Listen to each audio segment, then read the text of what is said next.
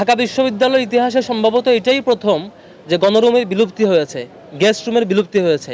এটাই প্রথম যেখানে প্রথম বর্ষের শিক্ষার্থীরা তার মেরিট বেসিসে এবং কন্ডিশন বেসিসে সিট পায়।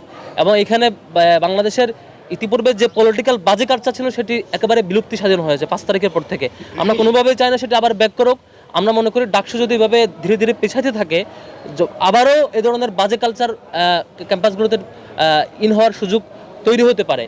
বরং যদি ডাকসু অন টাইমে হয়, ডাকসু দ্রুত সময়ের মধ্যে হয়, নিয়মিত ডাকসু হয়, তাহলে যেটা দেখা যাবে যে শিক্ষার্থীদের প্রতিনিধিত্ব যারা করতে চাবেন, রাজনৈতিক ছাত্র সংগঠনগুলোর নেতৃবৃন্দ, তারা শিক্ষার্থীদের কাছাকাছি আসতে বাধ্য হবে এবং বাজে কালচার থেকে দূরে থাকার চেষ্টা করবেন।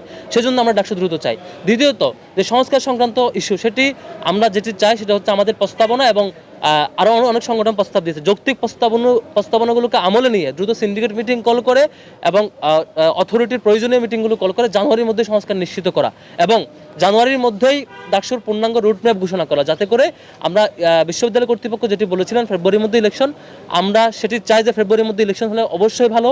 যদি কোনো কারণে বিশ্ববিদ্যালয় কর্তৃপক্ষ আরও অতিরিক্ত সময় তাদের প্রয়োজন মনে করেন সেটি বাস্তবায়ন হয়, সেটি যৌক্তিক কারণ দর্শাবেন এবং আমাদেরকে রুটম্যাপ জানাবেন বলে আমরা দাবি করছি।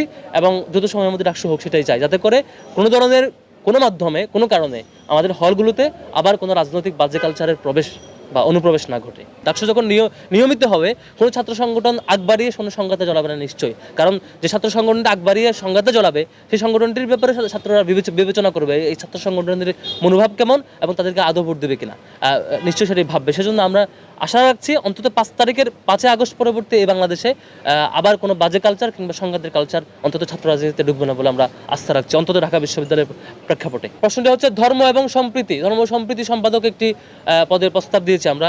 সেটি হচ্ছে বিশ্ববিদ্যালয়ে common room, cafeteria, ready room, বিভিন্ন বিষয়ে বিভিন্ন দায়িত্ব অর্পিত হয়েছে, কিন্তু ঢাকা বিশ্ববিদ্যালয়ে প্রত্যেকটা হলে ধর্মীয় উপাসনালয় আছে।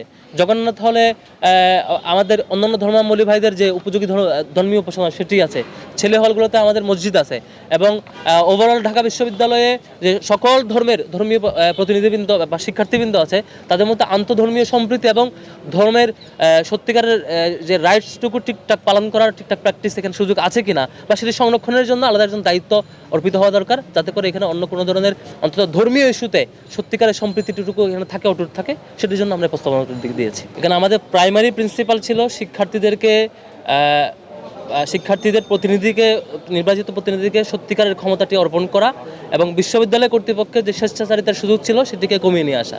দ্বিতীয়ত, এখানে মুক্তিযুদ্ধ ইন্ডাস্ট্রির যে প্র্যাকটিস আওয়ামী লীগ শুরু করেছিল, সেটিকে মুক্তিযুদ্ধের সঠিক ইতিহাস চর্চার ধারা এবং গণতান্ত্রিক আন্দোলন সবগুলোকে একসাথে অ্যাকোমোডেট করবার চেষ্টাটুকু আমরা এখানে করেছি। আপনাদের জ্ঞাতার্থে আমরা বেশ কয়েকটি কপি এখানে অ্যাভেলেবল রেখেছিলাম, সেখান থেকেও নিতে পারেন এবং একই সাথে আমরাও এটার সফট কপি আপনাদের জন্য দিয়ে দেবো। আপনারা আমাদেরকে নক দিলে আপনারা পেয়ে যাবেন। একই সাথে আমরা অল্প সময়ের মধ্যেই শিক্ষার্থীদের জন্য কয়েকদিনের মধ্যে চেষ্টা করব সেটি বুকলেট আকারে সবার জন্য অ্যাভেলেবল করবার জন্য।